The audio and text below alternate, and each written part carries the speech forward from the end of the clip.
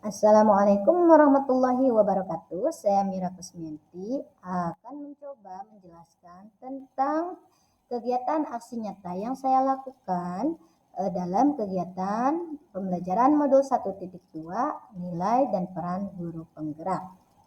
Di mana di dalam kegiatan ini saya mengalami berbagai hal.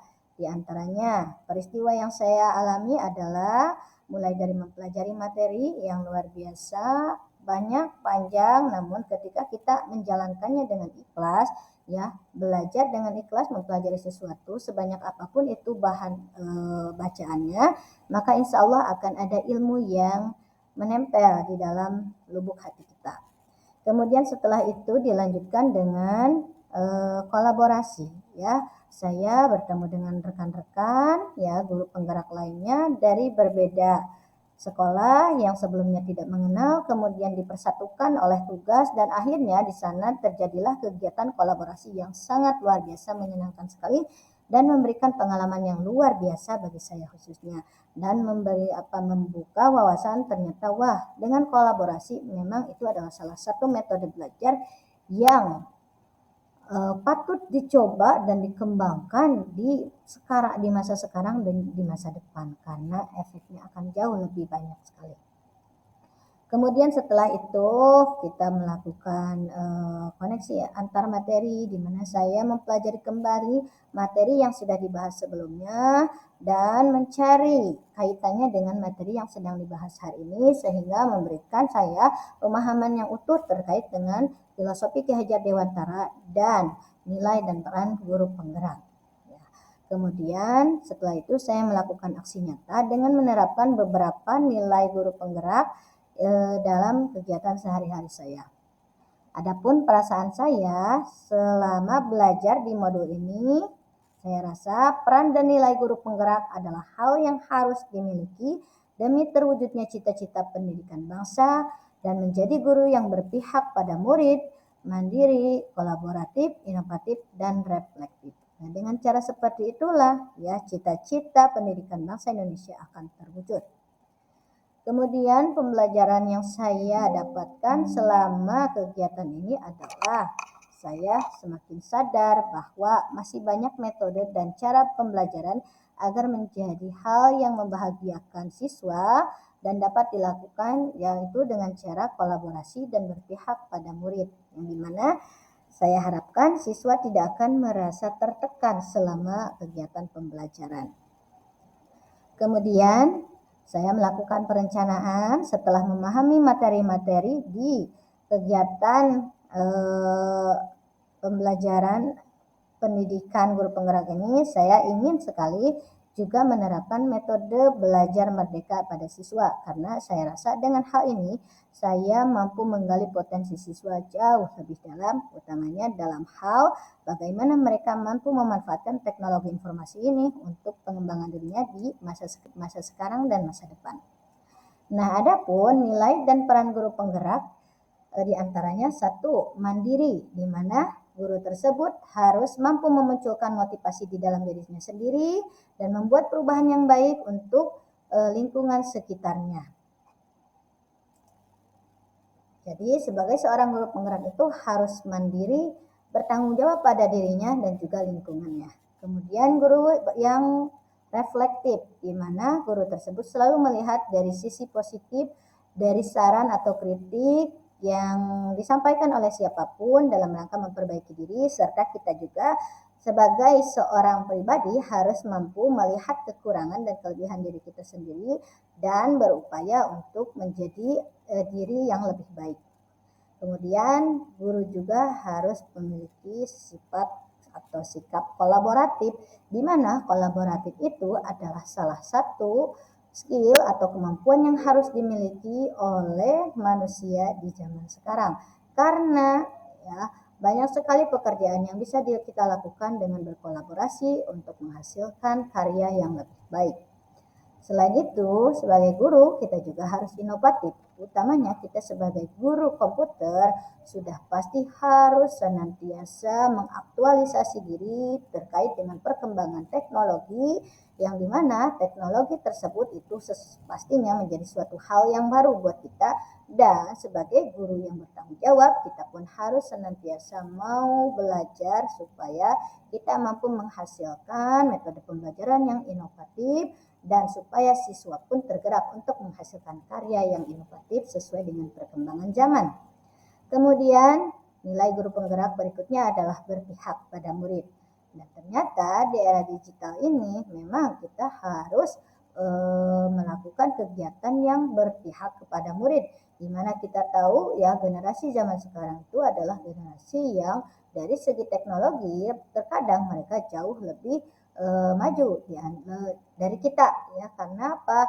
Dari rasa ingin pengetahuan yang tinggi, kemudian juga difasilitasi oleh alat atau sarana yang diberikan oleh orang tuanya khususnya dan umumnya di sekolah ya. Anak-anak juga bisa mencari informasi dengan sendiri.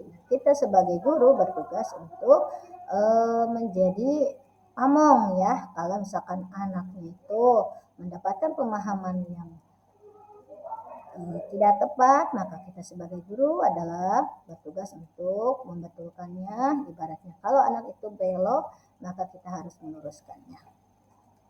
Nah, berikut ini adalah beberapa dokumen kegiatan aksi nyata yang saya lakukan. Yang pertama, saya adalah seorang guru yang mandiri, di mana saya bertanggung jawab pada diri saya sendiri sebagai seorang guru atau seorang pendidik yang memiliki tugas harus datang ke dalam kelas untuk melaksanakan kewajibannya sebagai seorang guru. Hadir ke dalam kelas dengan keadaan atau dalam kondisi ikhlas ya, bukan karena takut oleh atasan dan lain sebagainya. Itu murni sebagai bentuk tanggung jawab kita terhadap masa depan bangsa ya, karena kita sebagai orang pencetak generasi bangsa. Berikutnya, saya adalah seorang guru yang reflektif ya, dengan adanya fasilitas handphone yang memadai ya, beberapa kali saya sering melakukan recording atau perekaman diri saat melakukan kegiatan pembelajaran. Kemudian saya pelajari apa yang menjadi kekurangan dan kelebihan dalam diri saya pada saat proses pembelajaran tersebut. Kemudian saya juga sedang membangun kegiatan kolaborasi dengan teman satu tim guru komputer ya, dimana sebagai satu tim kita harus benar-benar menjaga kekompakan. Nah, dari sana kita harus sering melakukan kolaborasi, utamanya dalam penyamaan persepsi terkait apa dan bagaimana anak akan belajar, apa yang harus dipelajari dan metode yang seperti apa yang sekiranya paling tepat ya, dengan mempersatukan ide-ide yang berasal dari beberapa orang, dan kita harus samakan satu persepsi agar menghasilkan karya terbaik pada murid kita. Nah, selain itu saya juga adalah guru yang inovatif. Nah, salah satunya adalah saat dulu saya belajar atau mengajarkan siswa untuk mengelola sistem informasi menggunakan satu aplikasi yang dimana kalau misalkan ada kendala siswa tersebut tidak punya komputer, maka di rumahnya dia tidak akan mengerjakan